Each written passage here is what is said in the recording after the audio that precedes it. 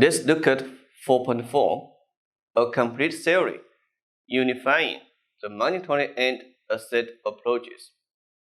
In this section, we extend our analysis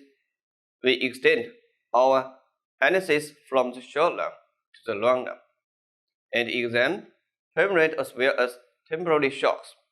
To do this, we put together a complete theory of the exchange rates that covers the long run and short run approaches, as shown schematically in figure 4.11. We need the asset approach, short run money market equilibrium, and uncovered interest parity. Equation 4.4. There are three equations and three unknowns: two short-run nominal interest rates and the spot exchange rate.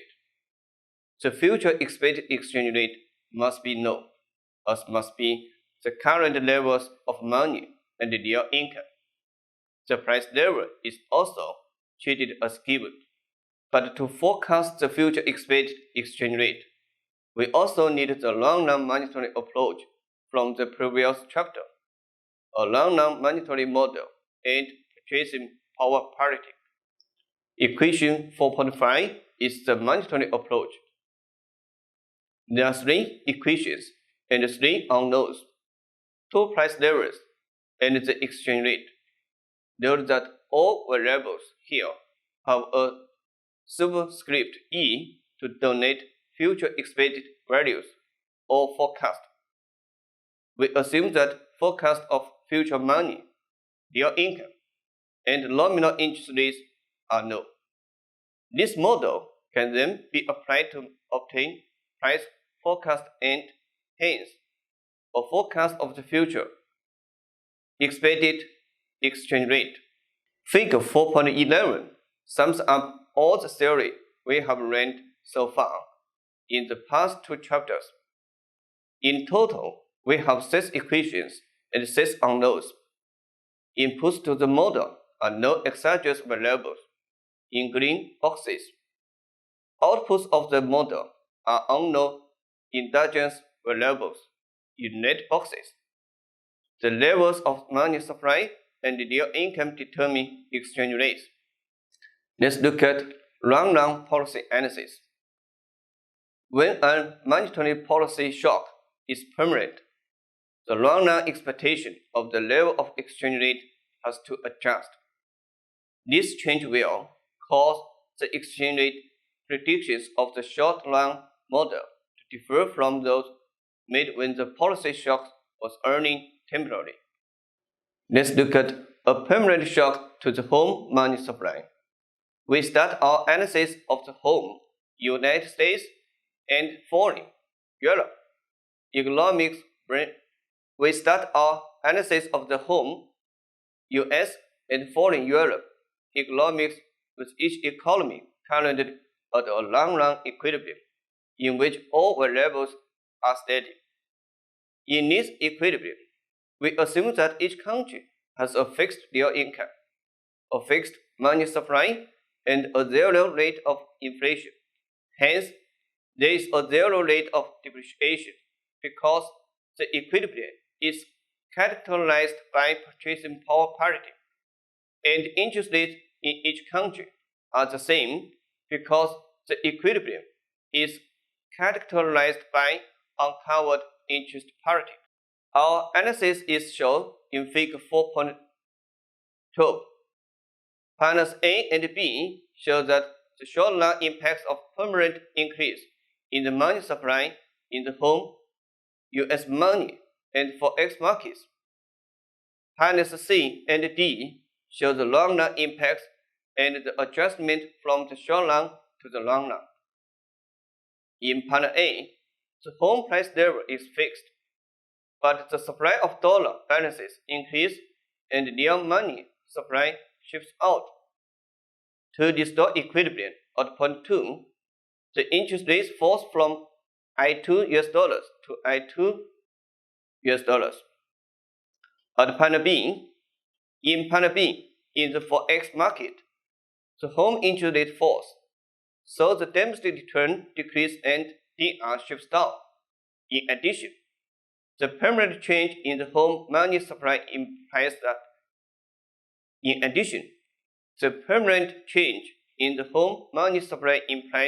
a permanent long-run depreciation of the dollar.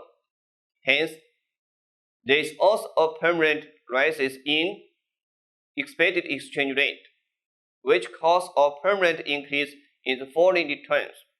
All else equal, FR shifts up from FR1 to FR2.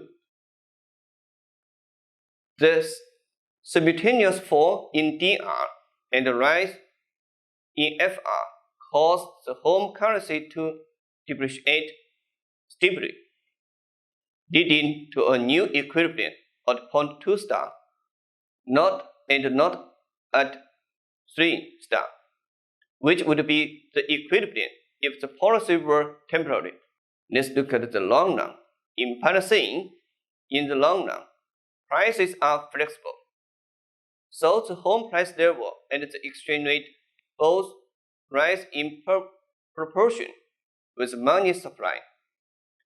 Prices rise to PE2 sub-US, and the real money supply returns to its original level, M1 US over P1 US.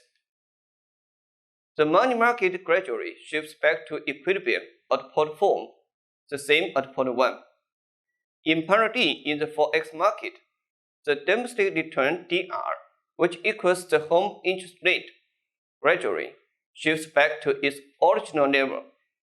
The foreign return curve FR does not move at all.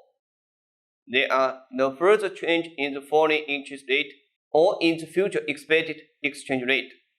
The forex market equilibrium shifts gradually to point 4 star. The exchange rate falls from E2 to E4. Arrows in both graphs show the path of the gradual adjustment. Let's look at overshooting. On the temporary shock, domestic returns go down. Traders want to sell the dollar for earning one reason. Temporarily lower dollar interest rates make dollar deposits less attractive. On the permanent shock, domestic returns go down and foreign returns go up. Traders want to sell the dollar for two reasons. Temporarily lower dollar interest rates and unexpected dollar depreciation make dollar deposits much less attractive. In the short run, the interest rate and exchange rate effects combine to create exchange rate overshooting. To better understand the overshooting, we show in figure 4.13 the time pass over which the key economic variables change after the permanent shock we just studied. In part A, there is a one-time permanent increase in home United States nominal money supply at time t. In part B, prices are sticky in the short run, so there is a short run increase in the real money supply and a fall in the home interest rate. In part C, in the long run, prices rise in the same proportion as the money supply. In part D, in the short run, the exchange rate overshoots its long-run value. The dollar depreciates by a large amount, but in the long run, the exchange rate will have risen only in proportion to changes in money and prices.